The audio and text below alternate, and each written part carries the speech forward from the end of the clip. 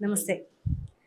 తెలంగాణలో కాంగ్రెస్ గవర్నమెంట్ వచ్చి 2 సంవత్సరాలు అయినప్పటికీ, వాళ్ళేదైతే డిక్లరేషన్‌లో భాగంగా 2,00,000 ఉద్యోగాలు సంవత్సరానికి ప్రకటిస్తామని చెప్పి, అశోక్ నగర్‌లో రాహుల్ గాంధీ స్టూడెంట్స్‌తో మాట్లాడి కూడా హామీ ఇవ్వడం జరిగింది.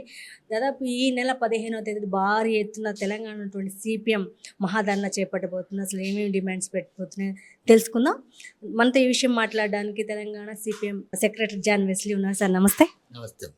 మీరు రేపు 15వ తేదీ పెద్ద ఎత్తున ధర్నా పిలుపునివ్వడం జరిగింది. ఏ అంశాల మీద ధర్నా చేస్తున్నారు? కేంద్ర రాష్ట్ర ప్రభుత్వాలు ఎన్నికలకు ముందు ఇచ్చినటువంటి వాగ్దానాలు, నిరుద్యోగులకు ఇచ్చిన వాగ్దానాలు ఏ ఒక్కటి అమలు జరగలేదు. బీజేపీ అధికారంలోకి వచ్చే ముందు సంవత్సరానికి 2 కోట్ల ఉద్యోగాలు ఇస్తామని చెప్పి హామీ ఇచ్చి నిరుద్యోగుల ఓట్లతో మోడీ అధికారంలోకి వచ్చాడు. 12 సంవత్సరాలు అయింది. 24 కోట్ల ఉద్యోగాలు భర్తీ చేయాలా, 1,00,000 ఉద్యోగాలు కూడా భర్తీ చేయలేదు. లక్షల ఉద్యోగాలను తొలగించే కార్యక్రమానికి పాల్పడడం జరిగింది.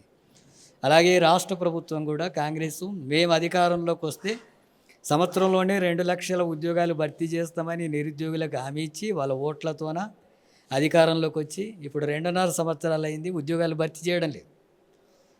కేవలం ఇప్పటివరకు ఒక 16,000 ఉద్యోగాలు మాత్రమే వాళ్ళు నోటిఫికేషన్స్ ఇచ్చి భర్తీ చేశారు. 2,00,000 ఉద్యోగాలు భర్తీ చేయాలని చెప్పి సిపిఎం పార్టీగా డిమాండ్ చేస్తున్నాం. నిరుద్యోగులు ఆందోళన చేస్తే అరెస్టులు చేయడం, అట్లాగే నిర్బంధం పెట్టేటటువంటి ప్రయత్నాలు చేస్తున్నారు. ఇలాంటి నిర్బంధాలతో ఈ సమస్య పరిష్కారం కాదు. నిరుద్యోగులకు ఇస్తామని చెప్పినట్టుగా 2,00,000 ఉద్యోగాలు భర్తీ చేయాలా, అంతవరకు 5,000 రూపాయల చొప్పున నిరుద్యోగ భృతి ఇవ్వాలా, ఎస్సీ ఎస్టీ కార్పొరేషన్లు స్వయం ఉపాధి కోసం దరఖాస్తు పెట్టుకుంటే ఆ స్కీములకు డబ్బులు ఇవ్వడం లేదు, వాటిని మంజూరు చేయాలా, యువజనుల కోసం ప్రత్యేకంగా స్కీమ్ ఏర్పాటు చేసి 5,000 కోట్లు కేటాయిస్తామని చెప్పి అన్నారు, అది అమలు జరగడం లేదు. అందుకనే కానిస్టేబుల్ పోస్టులు 20,000 ఉంటే 5,000 మాత్రమే నోటిఫికేషన్స్ ఇచ్చారు. అవి 20,000 ఇవ్వాలని చెప్పి మేము డిమాండ్ చేస్తున్నాం. ఈ అన్నిటి సమస్యలు పరిష్కరించడం కోసం రేపు 15వ తారీఖున సిపిఎం పార్టీ ఆధ్వర్యంలో మహాధర్నా కార్యక్రమాన్ని నిర్వహిస్తున్నాం. నిరుద్యోగులు, యువకులు పెద్ద సంఖ్యలో పాల్గొనాలని చెప్పి ప్రజల్ని కోరుతున్నాం. వాళ్ళ హామీల్లో భాగంగా జాబ్ క్యాలెండర్ విడుదల చేస్తామన్నారు. ఇంతవరకు విడుదల చేయలేదు సార్. అసలు ఏంటంటారు? జాబ్ క్యాలెండర్ విడుదల చేసి అమలు చేయాలనే చిత్తశుద్ధి ఈ ప్రభుత్వానికి లేదు అనేది స్పష్టంగా కనబడుతుంది. ఉద్యోగాలు రాష్ట్రంలో ఖాళీగా ఉన్నప్పుడు లక్షల మంది నిరుద్యోగులు పెరుగుతూ ఉంటే వాళ్ళకు ఉపాధి అవకాశాలు లేవు, ఉద్యోగ అవకాశాలు లేవు, స్వయంగా వాళ్ళకి ఆ స్తోమత లేదు. తల్లిదండ్రులు కష్టపడి బిడ్డల్ని చదివించి వాళ్ళకి ఏమైనా ఉద్యోగం వస్తే వాళ్ళ కుటుంబాలైనా బాగుపడతాయి అనుకుంటే వాళ్ళు కూడా అడ్డమీది కూలీలుగా, సెక్యూరిటీ గార్డులుగా, ఆటో రిక్షా కార్మికులుగా, గ్రామాలకు పోయి ఉపాధి కూలీలుగా మారుతున్నారు. డిగ్రీలు పిహెచ్డీలు చేసినటువంటి అమ్మాయిలు కూడా ఇలాంటి దుస్థితి, హోటళ్లలో పనిచేస్తున్నారు. మరి ఇలాంటి స్థితి కనబడట్లేదా ఇక్కడ ఉండే ముఖ్యమంత్రికి కానీ, అక్కడ ఉండే మోడీకి కానీ? విదేశాలకు వెళితేనేమో అక్కడ దాడులు జరుగుతున్నాయి, అక్కడ మన వాళ్ళని చంపుతున్నారు కూడా. మీరు మీ దేశాలకు వెళ్ళిపోండి అని అక్కడ నిరసనలు వ్యక్తం చేస్తున్నారు. ఇక్కడనేమో నిరుద్యోగులకు ఉపాధి అవకాశాలు లేని స్థితి ఉంది. కాబట్టి ఈ నిరుద్యోగులు పెద్ద ఎత్తున ఆందోళనకు వ్యక్తం చేస్తున్నారు. ఈ సమస్య పరిష్కరించకపోతే పెద్ద ఎత్తున తిరుగుబాటు వస్తుంది, ఈ ప్రభుత్వాలని కూల్చేసే కార్యక్రమానికి మారుతుంది.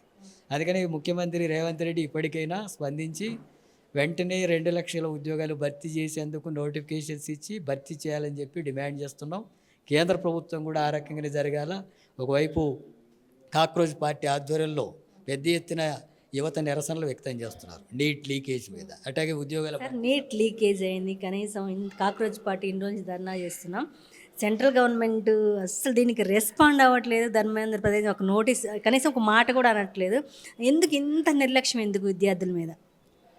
మొత్తం విద్యారంగం మీద కానీ, లేదా మొత్తం యూనివర్సిటీల విషయంలో, అట్లాగే ఉపాధి కల్పించేటటువంటి విషయాల్లో కేంద్ర ప్రభుత్వం పూర్తిగా కార్పొరేట్ సంస్థల ప్రయోజనాలకు అనుగుణంగా, వాళ్ళ ప్రయోజనాలకు అనుగుణంగా ఉండే ప్రభుత్వంగా అది వివరిస్తుంది.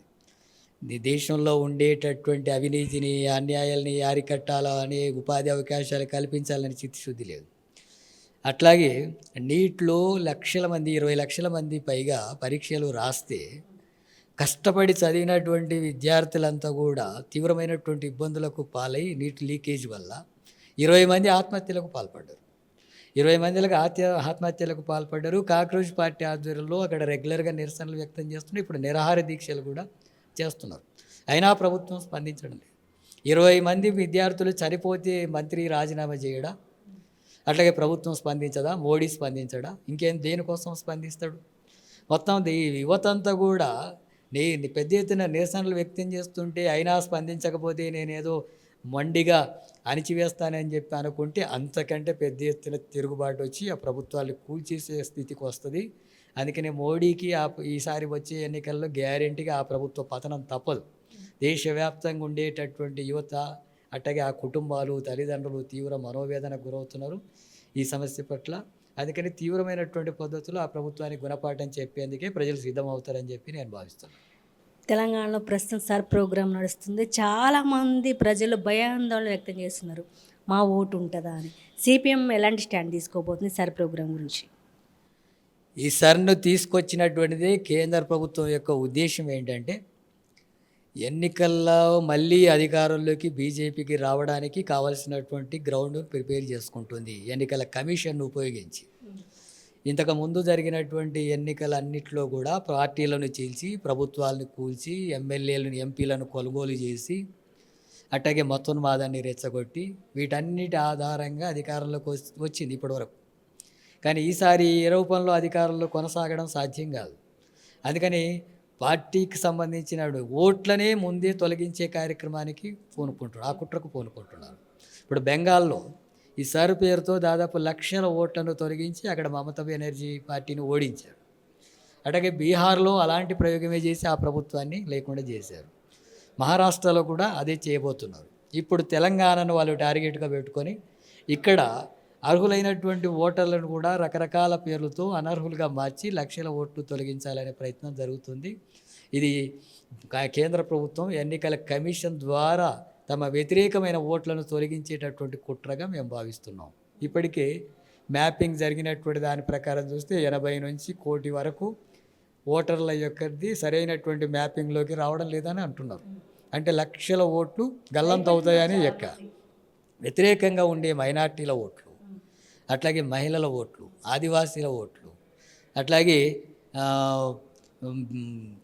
దళితులకు సంబంధించినటువంటి ఓట్లు, ఈ ఓట్లను తగ్గించి ఆ రకంగా తనకు అది అనుకూలమైనటువంటి ఓట్లను ఇందులో భాగంగానే చేర్పించి అక్రమ ఓట్లను కూడా చేర్పించి తెలంగాణలో అధికారంలోకి రావాలని చెప్పే ప్రయత్నం మోడీ, అమిత్ షా చేస్తున్నటువంటి కుట్ర, ఎన్నికల కమిషన్ ద్వారా చేస్తున్నటువంటి కుట్ర. అయితే ఈ సందర్భంగా ప్రజలకు మేము విజ్ఞప్తి చేస్తున్నది ఏంటంటే ఎక్కడ కూడా తమ అర్హులైనటువంటి ఓటుని దుర్వినియోగం వాళ్ళు అక్రమంగా తొలగించకుండా ఉండడానికి సిపిఎం పార్టీ గ్రామాల్లో ఇప్పటికే కార్యకర్తలను ఏర్పాటు చేశాం, బిఎల్ఏలను ఏర్పాటు చేశాం, స్వతంత్రంగా ప్రజా సంఘాలు కూడా చేస్తున్నాయి. ఆ రకంగా ఏ అర్హులైనటువంటి ఓటర్ను తొలగిస్తే తీవ్రమైనటువంటి పద్ధతుల్లో వ్యతిరేకత ఉంటుంది, వాటిని చేర్పించేంతవరకు వదిలే సమస్య ఉండదు. ఆ రకంగా అక్రమంగా ఓట్లు తొలగించే కార్యక్రమాన్ని అడ్డుకునేటటువంటి ప్రయత్నం సిపిఎం పార్టీగా చేయబోతున్నాం. అలాగే ప్రభుత్వానికి కూడా ప్రభుత్వమే తగిన చర్యలు తీసుకోవాలా. రేపు ఉండేటటువంటి ప్రభుత్వాలను ఓడించి బీజేపీ అధికారంలోకి రావాలనే కుట్ర జరుగుతుంది కాబట్టి ప్రభుత్వమే బాధ్యత తీసుకొని ఎక్కడ కూడా అర్హులైనటువంటి ఓట్లను తొలగించకుండా వలసలు పోయినటువంటి వాళ్ళ ఓట్లు తొలగించే ప్రయత్నం జరుగుతుంది. అట్లాగే కుటుంబంలో పేరు మారితే పెళ్ళైన తర్వాత భర్త కుటుంబం పేరు వస్తుంది, అంతకుముందు తండ్రి కుటుంబం పేరు ఉంటుంది, ఆ తేడా ఉన్నా కూడా తొలగించే కార్యక్రమం చేస్తున్నారు. అట్లాగే ఇంతకుముందు ఉండేటటువంటి 2002 ఓటర్ లిస్టులో పేర్లు లేకపోతే వాళ్ళని తొలగిస్తామనేటటువంటి ప్రయత్నాలు చేస్తున్నారు. అనేక రూపాల్లో ప్రజలంతా కూడా వలసలు పోయి ఇతర ప్రాంతాలకు పనులకు వెళితే వాళ్ళ ఓట్లంతా కూడా గల్లంతయ్యే అవకాశాలు ఉన్నాయి. కాబట్టి ఈ రూపంలో బీజేపీ అధికారులకి మతోన్మాదాన్ని రెచ్చగొడుతూ మరోవైపు అక్రమ ఓట్ల ద్వారా అర్హులైన ఓట్లను తొలగించే ప్రయత్నం చేస్తున్నారు. దీనికి వ్యతిరేకంగా ప్రజలు సన్నద్ధం కావాల్సిన అవసరం ఉంది. తప్పకుండా బీజేపీ కుట్రల్ని తెలంగాణలో విఫలం చేస్తారని, దాన్ని మళ్ళీ అధికారంలోకి వచ్చే సమస్య లేకుండా ఇది ముందే తెలంగాణ ప్రజల హక్కుల కోసం పోరాడేటటువంటి చరిత్ర కలిగినటువంటి గడ్డ ఇది. బీజేపీ మతోన్మాద రాజకీయాలకు వ్యతిరేకంగా నిలబడుతుందని మేము భావిస్తున్నాం. జూలై 15వ తేదీన పెద్ద ఎత్తున ఇందిరా పార్కులో నిరుద్యోగులకై సిపిఎం పోరాడుతుందని జాన్ వెస్లీ గారు అంటున్నారు. Thank you.